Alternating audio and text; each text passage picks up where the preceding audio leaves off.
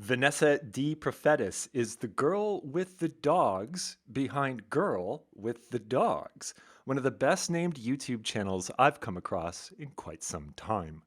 Her simple, informative, and downright adorable videos showcase the daily parade of dirty dogs and crusty cats that receive Vanessa's professional grooming services in her salon in Niagara Falls, Ontario, Canada. Eh? Now, here's the really crazy part. The Girl with the Dogs YouTube channel has only been around since November 2020 and has already attracted over 325,000 subscribers. More impressive is that in the last 30 days, Vanessa's videos have generated almost 20 million video views. Vanessa also has a huge Instagram following and a massive TikTok following of 3.8 million people, and that seems to be where our story is going to start.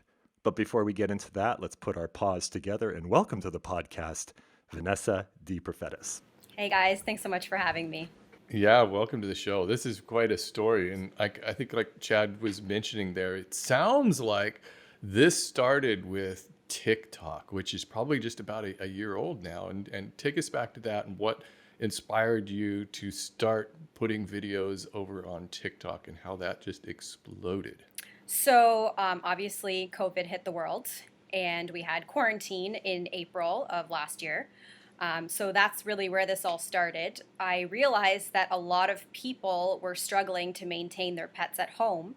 I was getting so many phone calls, text messages, people begging me to go to their house to take care of their pets. Nails growing into paw pads, matted hair, and people didn't know what to do. So I just started making educational videos on how you can care for your pet at home. But also, one of the big problems was that everybody was getting pets during quarantine. The reason why this is a problem is because they're not seeing pet professionals. So they're stuck at home. The only people they know is their family. So when all this gets lifted, I knew those dogs were going to come to me and they were going to be terrified of being with a stranger and terrified of everything that we were going to do to them. So I also made videos of tips and tricks on how owners can prepare their dogs for grooming when it comes time so that they are a little bit more used to the process. So that's how this all started, and that's how the videos started to come about. My first viral video was a video of all of the dogs looking like disasters in quarantine. Extremely hairy, matted, so it was very funny.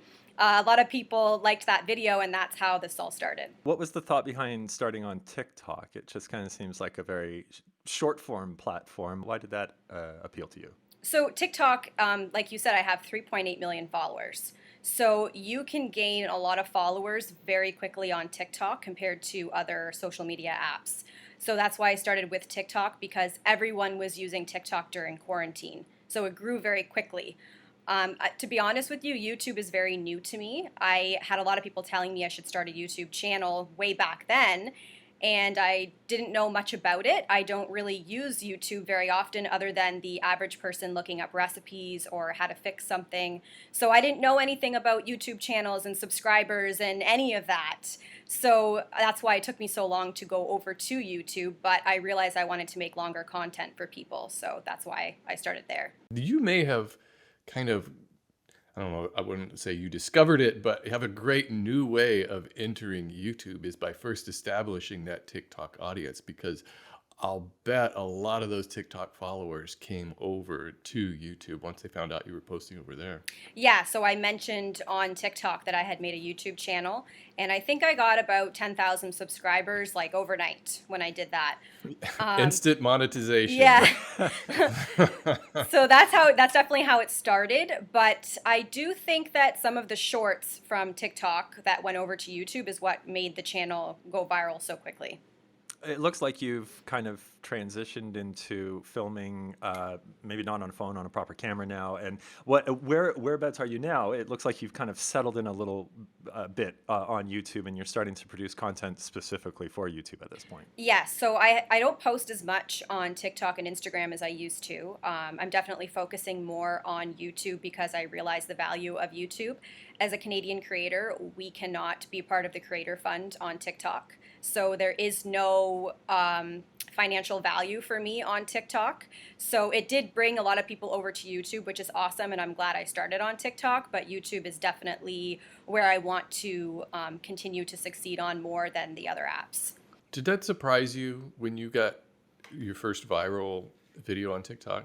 Yes, I remember saying to my boyfriend, "Oh my God, I'm viral on TikTok," and he's like, "What does that even mean?" And I was like, "I 700,000 people saw my video," and I was so excited. And I don't think neither one of us realized where this was going to go. This was just for fun and for education purposes. I like to spread awareness for pet health and everything like that, but I didn't expect this to go where it has gone so far.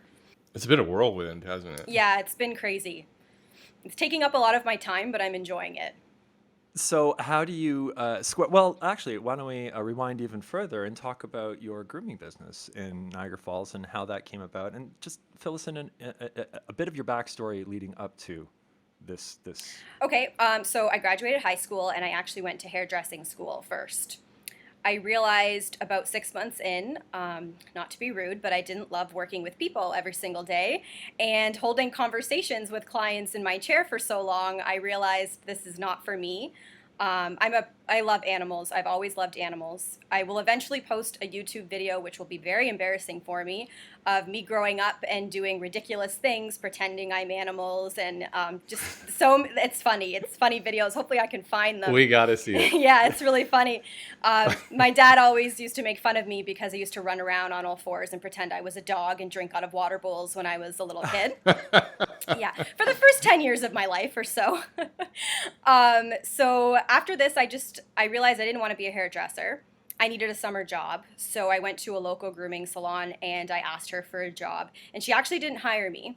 So I went back again about 6 months later with my German Shepherd that I still have and booked an appointment. And when I walked in, I said, "So you never called me. I really want this job." So she ended up realizing that I was very interested, decided to give me a job. And because I already had background in cutting hair for people, she thought, I'm going to teach you how to groom and maybe you can take over my business in the future. So she taught me how to groom. I picked it up really quickly. And she was a self-taught groomer. So it's impressive for me to learn from someone who didn't learn from somebody else. She taught herself everything. And she was older. She was about 65 years old. So she wasn't using YouTube to learn how to groom dogs. She did this all on her own.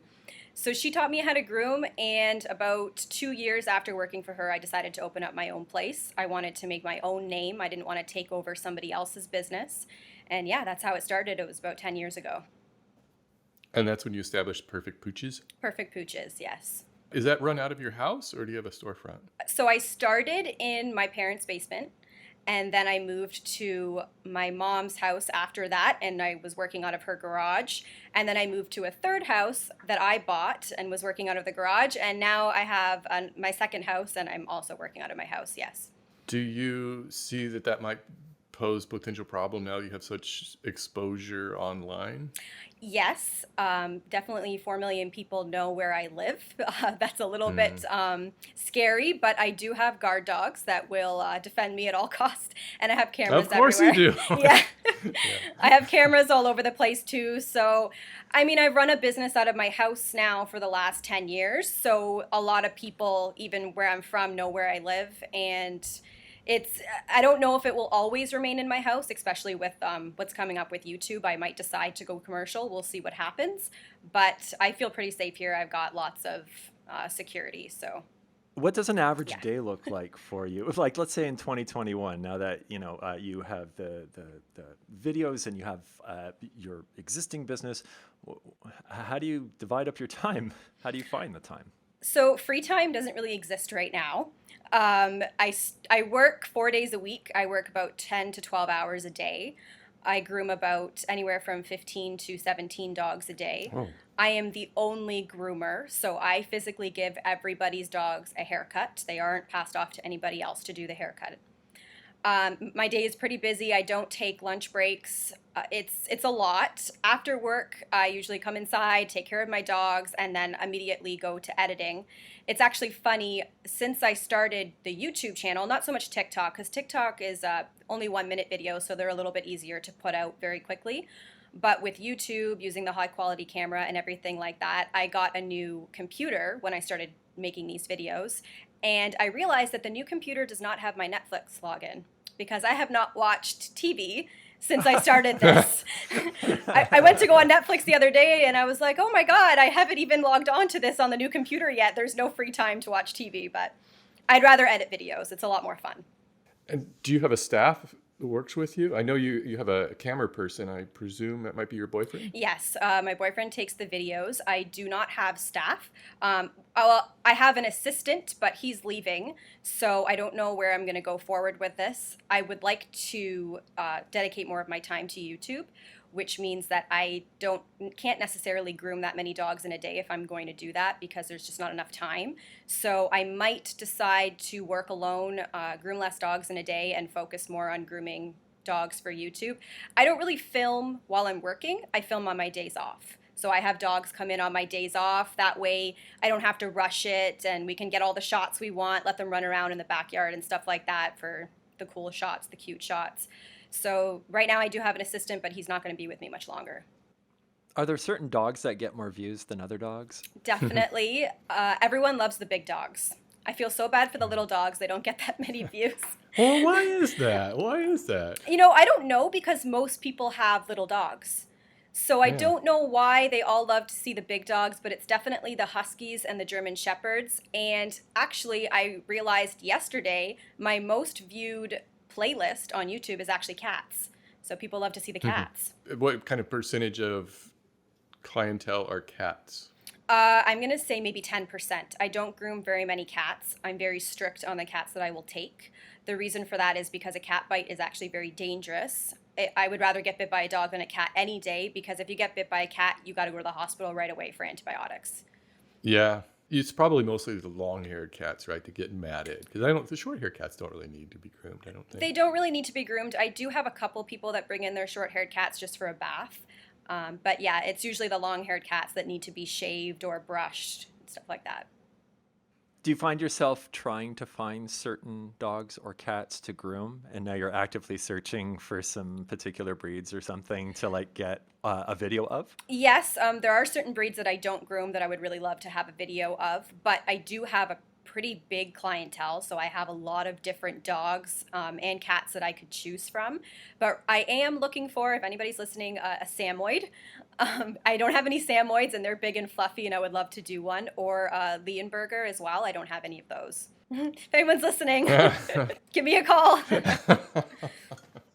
Have you ever been seriously injured by a dog? So I'm going to knock on wood. No, I have not. I've been bit many times, but they've all been minor. The worst experience I had with a dog, it was actually sedated, and I was grooming it, and I should have had a muzzle on it anyways, even though it was sedated, but because it was sedated, I wanted to make sure I was checking in on the dog's breathing, because you never know what could happen.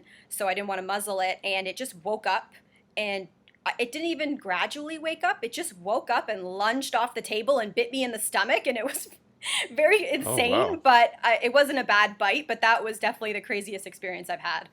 And it seems to be that the videos where a dog might snap at you are your most popular ones on YouTube. Dog attacks groomer, and you tend to lean into those titles. Yeah, too. people like to see me get hurt, apparently. They like to see the groomer get injured. Thanks a lot, guys. Well, you've got some good thumbnails too of these dogs with their mouths open. It looks like they're just getting ready to strike. So you've certainly learned a lot about the YouTube thumbnails in a short time.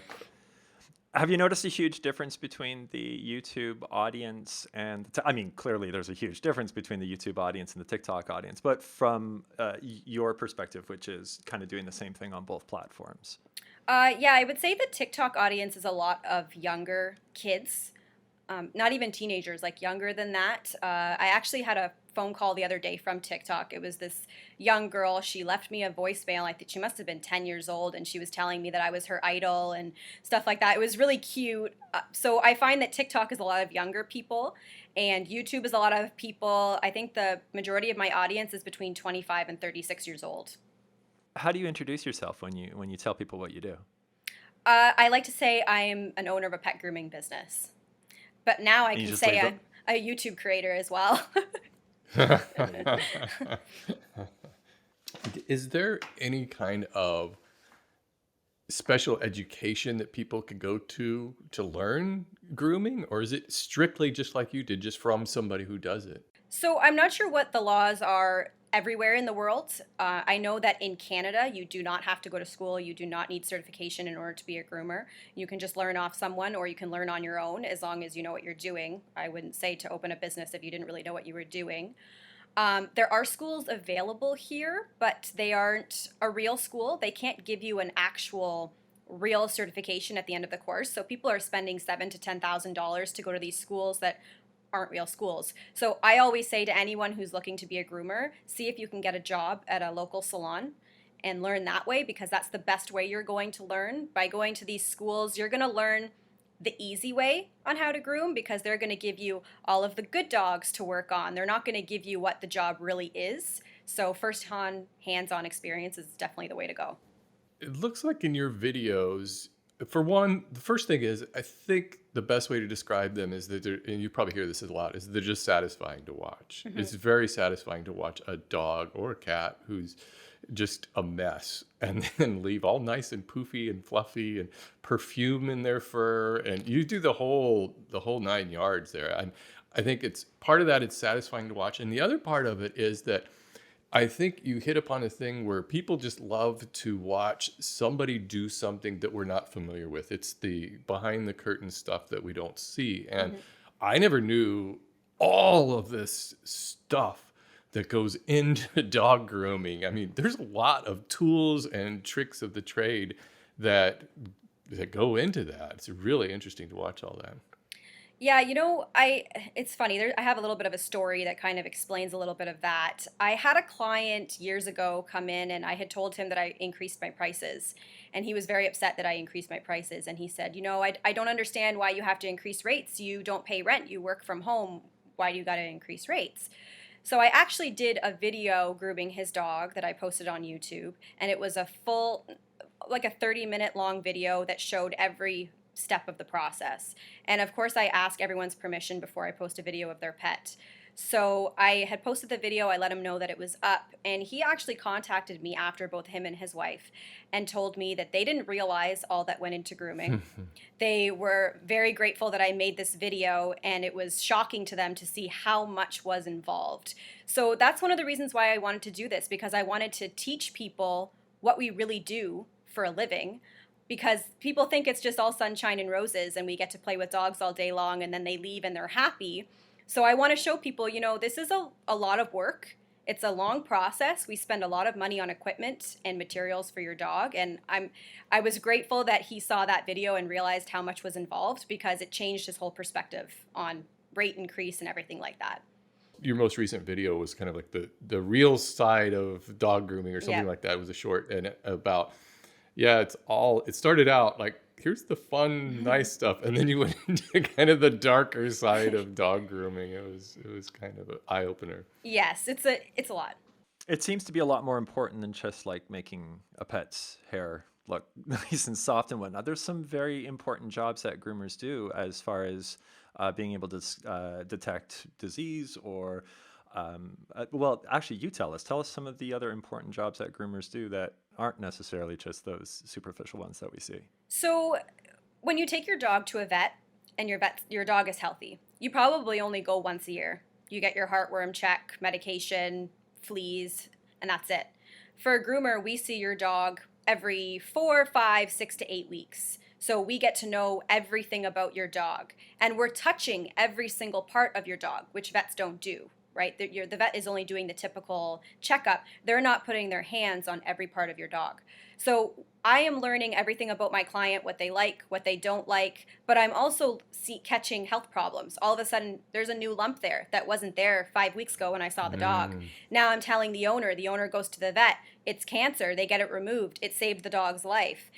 People don't realize when they jump from groomer to groomer to groomer, first of all, those groomers don't know the dog, because it's always a new groomer every time they're working on the dog. That lump might have been there its whole life. The groomer that works on the dog doesn't see it as anything that is unusual, doesn't mention it to the client. The dog is not creating a relationship with the groomer because it's always somebody different. So it's very important for an owner to find a good groomer, stick to that groomer, because we can detect things, even behavior. The other day, I had a dog come in that's usually wonderful, and he was very difficult to manage. So I mentioned it to the owner, and the owner said, "Yeah, we just had a baby. So the dog is stressed out." So we notice these things about your pet. So I definitely think it's important, if you find a good groomer, stick with them, because they will care for your dog like it's their own. And they'll recognize things that even the owners don't know. Sometimes the owners are busy. They have a baby. They're not paying attention. They're not feeling every part of their dog. They don't know that there's a new lump growing somewhere because they didn't see it. It's hidden under the armpit or something like that, right? So we find those things on a daily basis. What is end of life grooming? So I think now that I'm posting these videos, people realize how much is involved with grooming. I don't think people think of it as a spa day for their pet. Oh, they're taking their dog to the spa. It's going to be so relaxing. It's a lot of work for the dog, both mentally and physically. They have to stand, like, if I have a golden doodle, for example, I'm grooming that dog for 2 hours. That dog has to stand for 2 hours. It can't lay down. I can't do my job properly if the dog is laying down. And 9 times out of 10, they don't want to lay down because they're too stressed anyways. So it's not something I could even do if I wanted to. People don't realize that the dog doesn't know. For example, people always say to me, "My dog doesn't want to be here. It's trying to run away as soon as I get here." And they think, oh, we must be doing something bad to the dog, but it's not that. The dog doesn't understand why I'm blowing air in its face, why I'm squeezing its bum, why I'm clipping its nails, why I'm pulling hair out of its ears. It doesn't see that as the woman's taking care of me. It sees that as this is a scary experience, right? So when you bring your very old dog and people think, my dog is about to die, I want to get it pampered for the last little bit of its life, I want to take nice photos with it, they don't realize that they're putting their dog through a ridiculous amount of stress for no reason, because the dog doesn't care if it's dirty. The dog doesn't care to go to the groomer. The dog just wants to be at home with its owners, laying down and maybe fed some great treats at the end of its life. It doesn't want to be forced to stand for 2 hours, brushed, blow dried, manipulated. It has arthritis, right? So now we're moving its legs around. It hurts. The owners don't realize this because they don't see how much is involved, which is one of the reasons why I made that video, because I want people to understand if your dog is on its way out, the last thing you want to do is bring it to the groomer. Let it enjoy its life. Who cares if it's dirty? The vet isn't going to judge if your dog comes in dirty and disgusting. We understand that your dog is getting older. It's the same with people, really, right? Like, you're not going to force a human to get its hair done, makeup done before it dies, right? The human would like to just probably be in bed, right? I got bigger things on my mind right now. Stop complaining, Grandma. Exactly. Do you find yourself having to turn away any of your clients, or maybe somebody brand new that the dog just looks a little iffy? So in my recent video, there was a husky. I was trying to push it back into the tub because it kept trying to jump out, and it turned around to snap at me. I turned that dog away. I couldn't finish it. It was a new dog. I called the owner and I said, I can't get a muzzle on him because every time I go to the dog to put the muzzle on, it tries to attack me. So maybe you can come back, you can put the muzzle on the dog for me, and then you can leave and I can do my job because at least I'm protected. He couldn't. He tried to put the muzzle on the dog was trying to bite him. So that was a time where I unfortunately had to turn the dog away, which sucked because the dog really needed to be groomed, but it's not always worth the risk to get injured. So sometimes we have no choice. Is grooming a cat like diffusing a bomb? I saw the cone that you put on, and I get that, and I have a cone cat. Of shame. The cone of shame. My cat does a very good job of taking care of. Well, I mean, I assume she does a good job of taking care of herself. Yep. I had never thought of that, but I couldn't imagine even trying to get her pour a small glass of water on her, let alone try to. So, what are some of the challenges that you have with cats? Honestly, I think I'd rather groom cats than dogs. Really? But I only accept good cats. So cats that have been to a groomer before, or owners that take care of the cat on their own. So they've bathed the cat before, they brushed it, they know that the cat is laid back. Because cats don't really move. They just stand there. You can manipulate them, you can hold their legs, you can shave them, and they kind of just sit there, where dogs are happy and excited. So they're like spinning around on the table, they're pulling their legs away from you. They just are more more excited than a cat. A cat is very much, I'm just going to sit here and you do whatever it is you have to do, and that's it. But there's the rewarding factor with the dog where they're happy and they're licking you and you can play ball with them or something, where the cat afterwards is just looking at you like, really? Really? But yeah, cats are definitely, I find, easier to work on than dogs. Do you find yourself feeling the need to apologize? I saw that you finished off with a cat and you're like, I'm sorry I had to put you through that. And it seems to be something that probably is reserved more for cats than the dogs. I might be wrong. We apologize to the dogs as well. I have full-on conversations with them. I know that they can't understand what I'm saying, but they're pretty much the only thing I see all day long to have a conversation with. And obviously we're Canadians, so we're always apologizing to everyone. It's very natural to us. Yes. But yeah, I definitely apologize to both the cats and dogs for the experience. Most of them don't like it.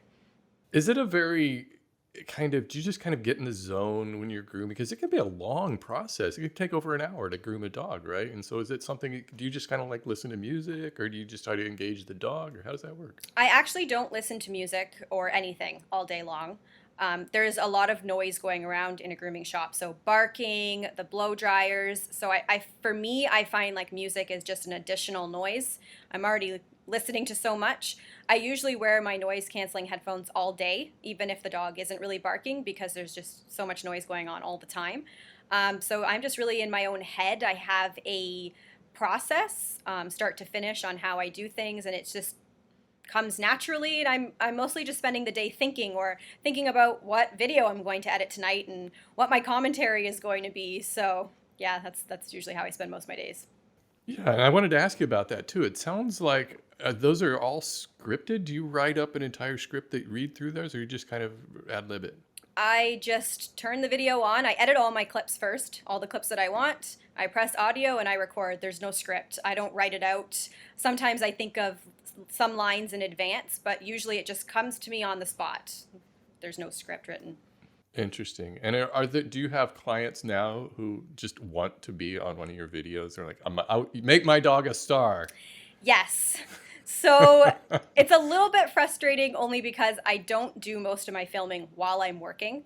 So customers will come in and say, can you please film my dog today? And it can be difficult because I'm so busy, and it takes a long time to set up the camera and make sure I get the proper shots. So it puts me behind in my day. So I don't really love to do that. And not to be rude, but not every dog is worthy of filming. I don't want to be mean, but if I'm putting all of this effort into filming and editing, I definitely want the video to go viral. So if I know if it's a dog that's not going to be that great, I'm like, I'm sorry. But What would be an unworthy dog?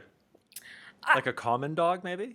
no, just a dog that doesn't do anything. If the dog is just sitting there and is a blob and there's nothing going on in its head, it's kind of boring. I prefer a dog Poor that does blobby something. dogs. Yeah.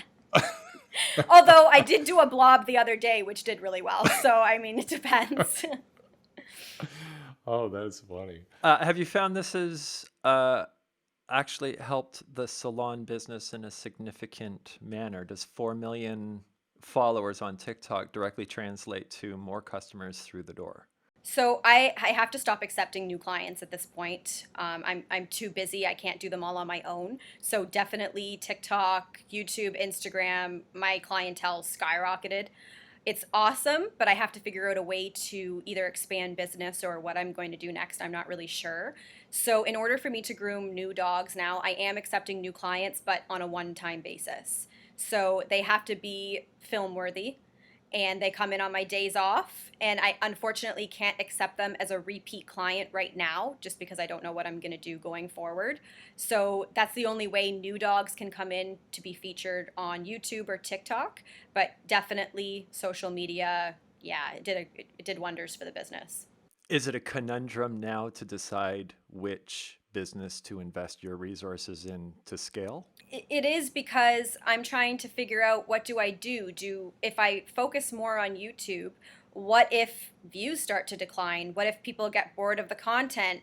Then my revenue goes down, where my business is guaranteed income. I know that I'm booked right now until January. So I know I have guaranteed income until January. So it is, I don't know exactly what to do, if I should focus more on YouTube. YouTube is all new to me. So I don't know if people like make a living on YouTube and then they just make a living for the rest of their lives, or if eventually, views go down and they don't make as much money. I'm not really sure how all of this works, but hoping for the best. I think Chad has experience doing both because he's got both the physical business and the YouTube business.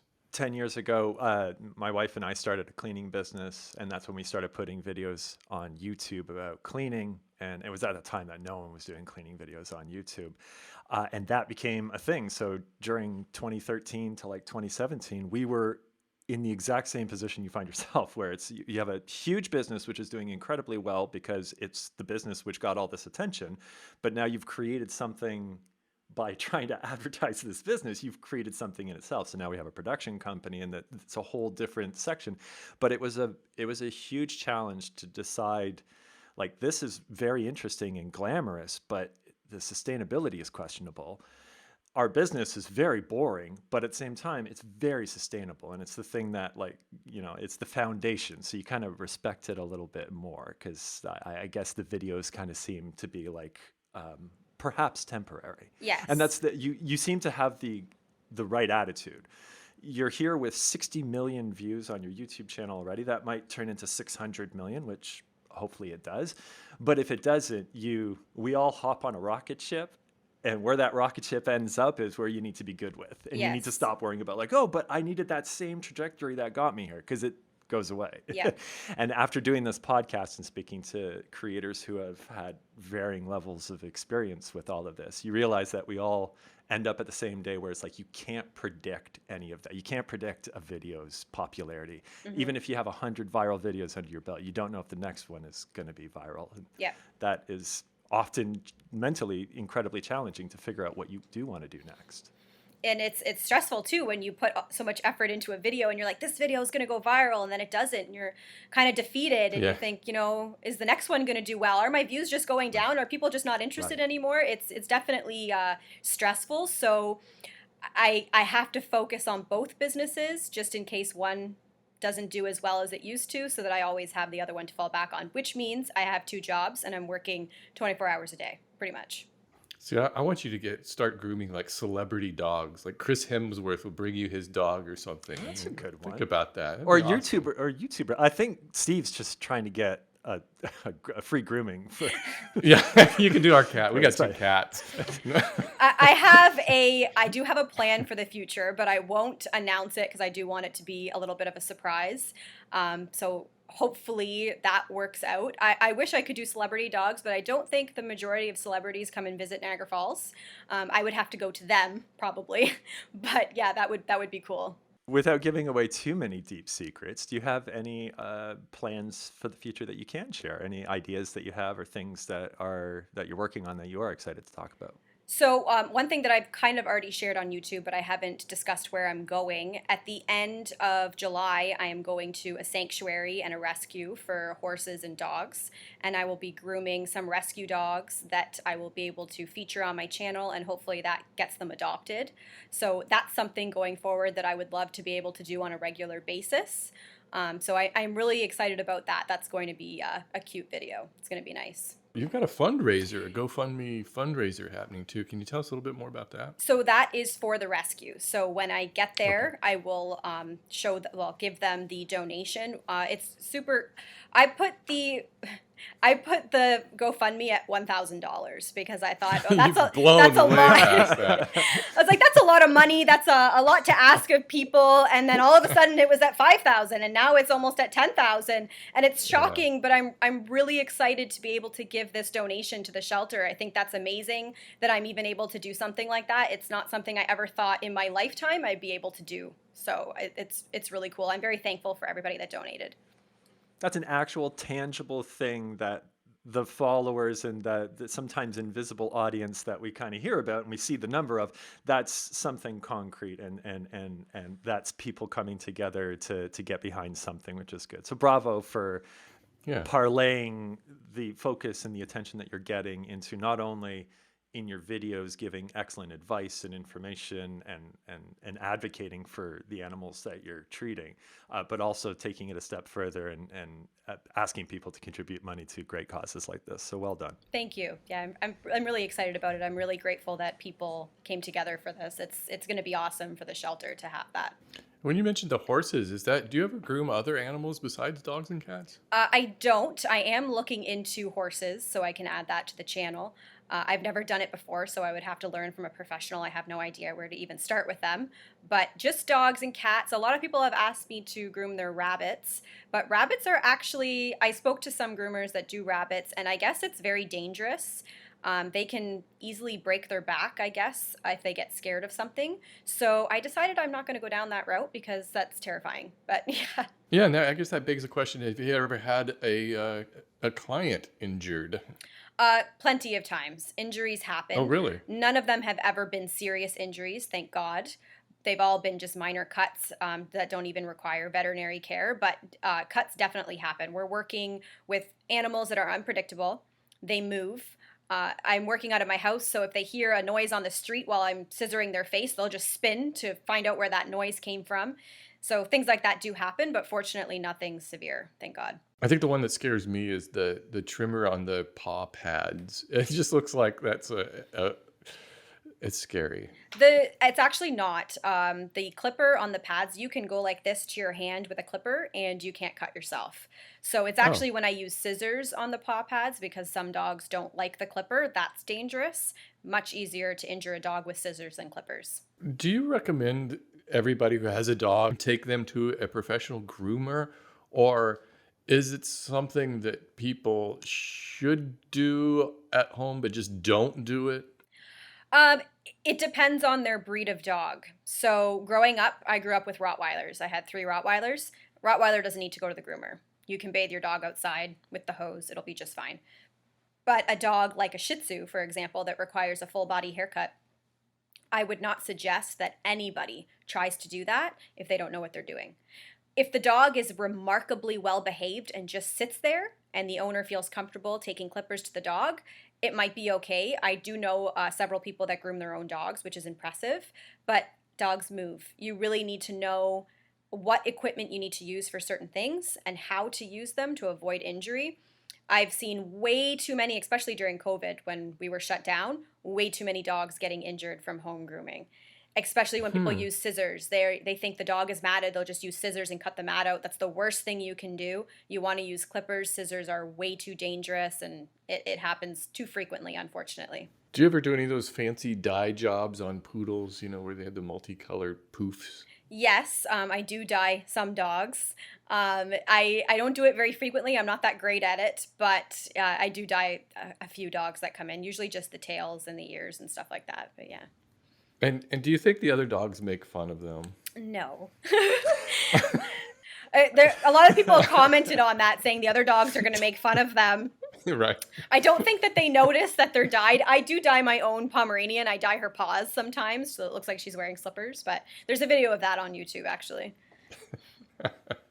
That's really cute. Tell us about your dogs. You have 4 dogs? I do. I can show you one because the others are all sleeping. So I'm not surprised that you have a dog within grabbing distance at all times. Of course. If anybody barks, I apologize in advance. It might get loud. Chad, there's our thumbnail right there. There's the thumbnail. This is Gidget.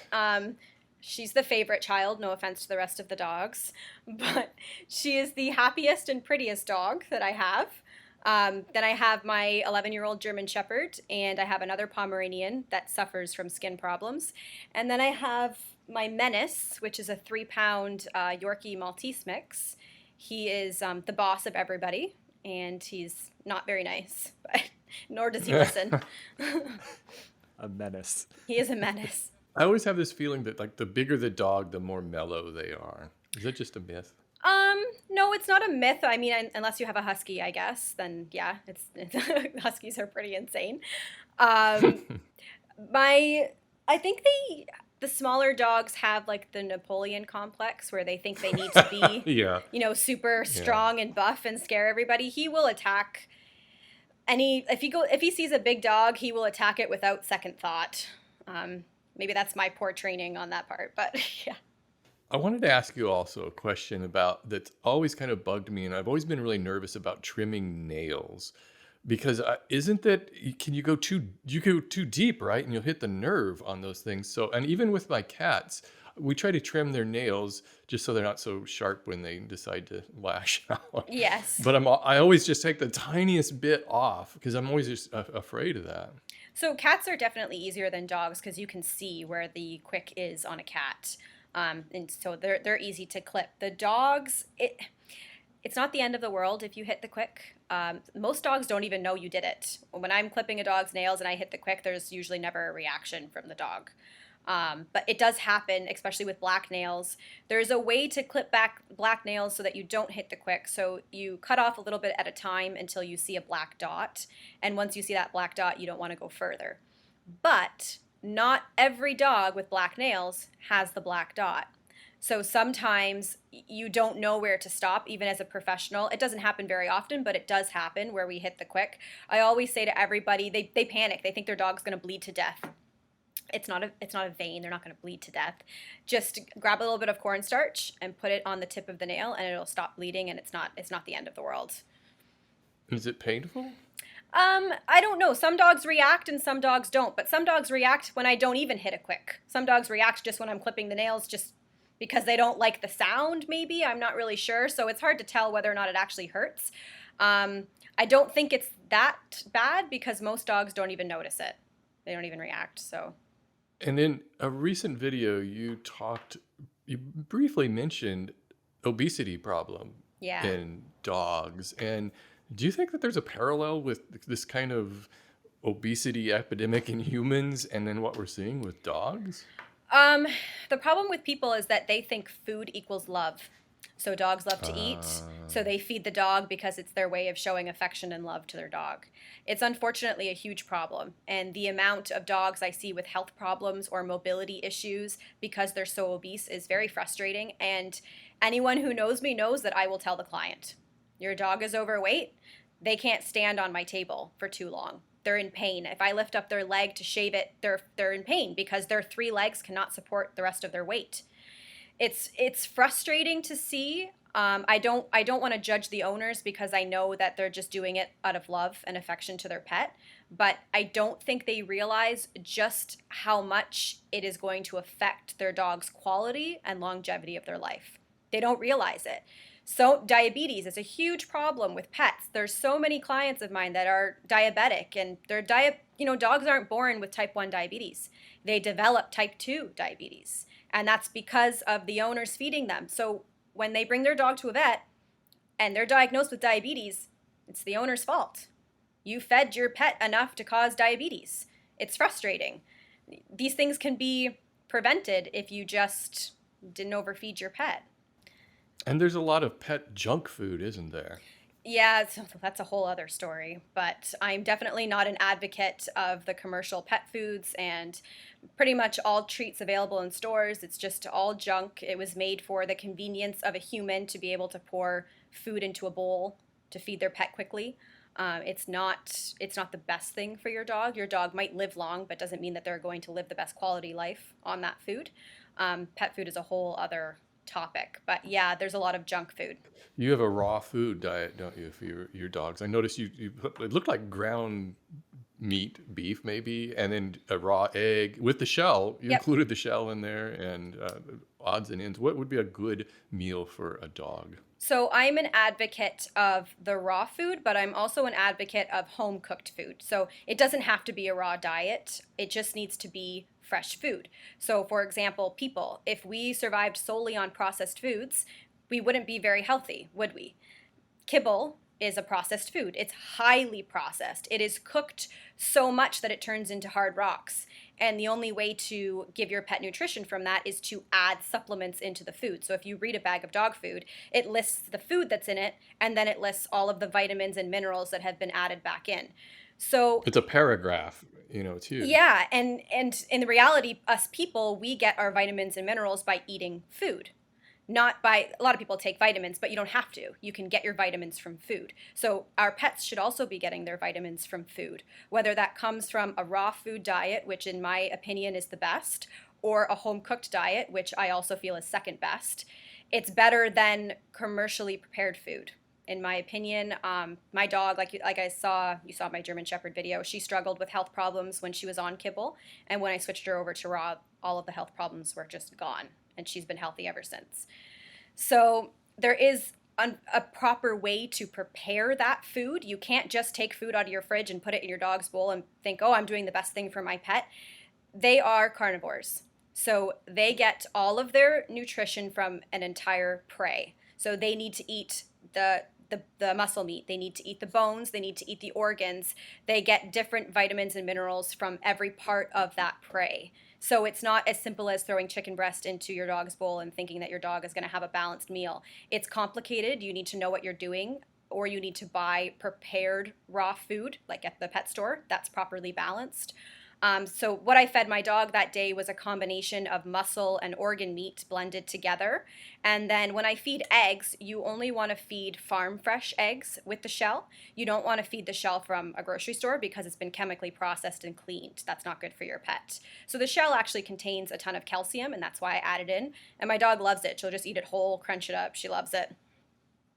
My cat has been on a raw food diet for like 6 or 7 years now. We did it back, like my wife was a huge proponent for it. So we did it way back before we had to go to some random store that was Yep. like an hour away, and you bought it, it was frozen, and then you would like put in whatever thought and da da da da. It seemed so silly at first, but I remember learning through that time from our vet about how McDonald's like traditional, like just the regular food that pets It's get. horrible. And that we, like you said, the convenience of being able to pour something into a bowl and put it down, be like, great, the Yep. pet has been fed. And then when I saw all of the stuff which is included in the raw food and the importance of the way that it's eaten, as in, like you were saying, it's not all the stuff is cooked out and then they sprinkle some powdered Yep. vitamins on top of it, so therefore you get it back. But it still is a small section, even today, it's still a small section of your average pet store because these large companies have such massive shelf space, and that just seems to be quite an uphill battle. You know what? I'm interested to hear from you that your veterinarian told you that raw food is good, because most Yeah. veterinarians are not advocates of the raw diet, which is very frustrating, and that's the reason why so many pet owners don't feed raw, because their vet tells them not to.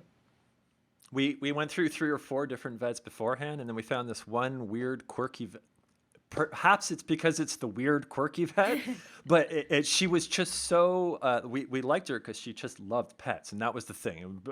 Over anything else, she just loved animals, and that whatever. She just seemed to want the best, and the way that she explained it to it made complete sense. But you're absolutely right. We've had gone through vets before and had never. They're just like, oh, kibble is fine. Yeah, it's very frustrating, and I've been told from veterinarians themselves that they don't learn a lot about nutrition in school. They're learning about medicine, they're learning about surgery, they're learning about anatomy, but they're not learning much about nutrition. So if you want to learn about nutrition, you need to go to a dog and cat nutritionist or a veterinarian that went back to school for that. You will not get the information that you're looking for going to your local veterinarian, because they are told in school this is the best food for your pet. I'll give you an example. I had a cat, and my best friend got the same cat, sibling of that cat.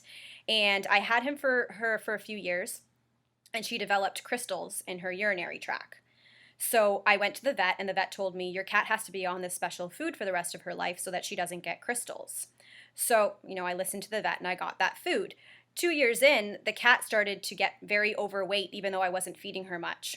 So I decided to look into this food and do research. And I found out that this food is very high in sodium, and it forces the cat to drink water. So the reason why the cat was getting urinary crystals was because it wasn't drinking enough water. So now it's on a food that's so high in sodium that it's drinking more water. So I decided to switch her. I tried to switch her to raw, but she wouldn't eat it. So I decided to switch her to a canned cat food that's mostly water instead of the veterinary prescribed food, and she never got crystals again. The same thing happened to the sibling of this cat, but my friend didn't listen to me when I did the research, and she kept feeding the veterinary prescribed diet. The cat had chronic ear infections its whole life, which is very odd for a cat. They don't usually get infections in their ears. And the cat developed diabetes. Now the cat is on canned food, like I suggested, that's not veterinary prescribed. It doesn't have urinary tract problems, but unfortunately, it's diabetic and needs needles every single day. And that's what the vet told her to do. That's what the vet told her to feed the dog. The cat. So it's very frustrating when I hear about these things because they don't often, I don't want to mock veterinarians. They're amazing. I love my vet, but they don't often know what's best in the side of nutrition for dogs and cats. Yeah, I mean, we see the same thing with humans too. The doctors are there to treat problems, Yes. and I think that sounds like what you do is a good complement to a veterinarian. It's similar to like having, for me, a personal trainer who I can learn a lot more about physical fitness and eating well and proper nutrition that the doctor doesn't necessarily want to go over or even have the skills or interest in doing that. They're there to treat a problem. So it sounds like you're fulfilling kind of that service. It was really important for me when I learned about raw, which was 9 years ago. So that was a long time ago before it ever became a thing the way it is now. To tell people about it, to tell as many people as I could about it because it solved my dog's issues. I solved my cat's issues through nutrition. And I wanted to tell everybody else, it's not always medication. It's not always vet bills. Your dog doesn't need to have chronic ear infections for its entire life. There's a way to solve this. Why are we going to the vet and constantly getting medication to treat the problem, but we're not fixing the problem? The problem keeps coming Right. back. It was frustrating for me, and a lot of people want to hear it. They don't want to listen to me. They don't agree. As soon as I mention the raw diet, they roll their eyes. That's ridiculous. I'm not feeding my pets that. And it's frustrating. It's really frustrating. So I'm glad that more people are becoming aware of it. It's becoming more of a thing. It's available in pet stores now. This is just the Mhm. tip of the iceberg. I think it's only going to get better from here. And now I can turn around to all those people who didn't want to feed raw and be like, I told you so. Do you have a place on your website or an Amazon storefront or something where you actually give some suggestions or recommendations for food or even other pet toys or products for people's dogs and cats? In regards to food, not so much. I have an Amazon storefront for grooming products. There is food on there, which is the only commercial pet food that I actually like, and it's called Open Farm. And the reason for that is because I have a very picky dog that does not eat raw. He refuses to eat the raw. So I had to find him something else. And unfortunately, for a lot of our pets, they become addicted to their food. So when you try to switch it over to something that's better, they're addicted to their commercial food and they won't switch. So unfortunately, that was the case for him. So there is one brand on there, but I feed him a freeze-dried raw. So it's still raw food. It's not a kibble. And I do really like that company, and that's the only company that I will advertise for on my Amazon storefront. Couple quick questions here. What's the least favorite part of the grooming experience for the dog? For Is the- it the blow dryer? It's definitely the blow dryer. Yeah, they hate the blow Yeah. dryer. Yeah. And then the other thing is, what's that wrap that goes around their ears? Is that just to kind of calm them down? I notice you use that a lot. Yes, it's called a happy hoodie. And it's just used to make the dryer less noisy for the dog, and also the air isn't blowing on the dog's ears. And most of them calm right down, even if they're super stressed out, as soon as you put that on them. So I actually use it for every single dog that comes in, unless the dog hates it. Some dogs can't stand the restriction on their head and they start to panic. In that case, I'll take it off because ultimately it's for their comfort, right? So if they don't like it, I'm not going to force them to wear it. But that was introduced to me a few years ago. I haven't always been using that. And it was a game changer for blow drying dogs. It's awesome. This is probably something that people wouldn't want to do, groom their dog, say, in the bathtub, right? Because it seems like there's a lot of fur that comes out. I just look at it thinking, oh my God, that tub's going to be clogged. You must have some sort of drainage or filter in there to get rid of all of that hair. Yes, I have a filter which I change between dogs. It catches all of the hair. I've been doing this for 10 years and I've never once had a clogged drain. So it works really well. People always ask me that, doesn't your drains get clogged? But obviously groomers have a special setup Yeah. for that, Specially right? designed. And you know what? We should have it too because I lose a lot of hair and my drains get Yeah. clogged. So humans should have that in their drains as well. It works great. It's so true. Yeah, I think it's really one of the most interesting things about watching your videos. It's just all of the tools you use and how proficient you are at using those. It's like watching, a good carpenter work with a mallet and a chisel or something. It's just like, they know what they're doing, and it's so fun and satisfying to watch that whole process. Definitely. I watch a lot of, now I'm into the YouTube world. Before I didn't know anything about these videos and subscribers and what is all these channels. And now I'm watching it like crazy. And there's one channel that's food, and it's like an ASMR channel where it's just the noises of her making food, and she's not talking. And I'm addicted to that channel. I watch it all the time. We get drawn into this stuff. We do. Yeah, the next 2 years of your life is going to be spent in the ASMR space and YouTube. It's ridiculous how many things you can just listen to being done. That are satisfying, yeah. Would you consider doing that in any of your videos? I would. I just need to get better audio for recording with my camera. This is all new to me, and using the professional camera, as soon as I got it in the mail, it was very overwhelming. There's so many settings. I'm like, what? How do you do this? My boyfriend's gotten really good at figuring it all out, but I still don't really know much. So I need to get a better microphone for it so that it sounds better and it's not all that background noise, because I have an air conditioner in there and you can hear that in the background and stuff. So yeah, I have to figure that all out, but that would be cool to make those videos too. There's a lot of possibilities for your channel. I think you're just at the beginning of it. I think you're going to have a long, successful channel. It's going to be exciting to see where it all heads. I hope so. I hope that our idea for the future is going to take off.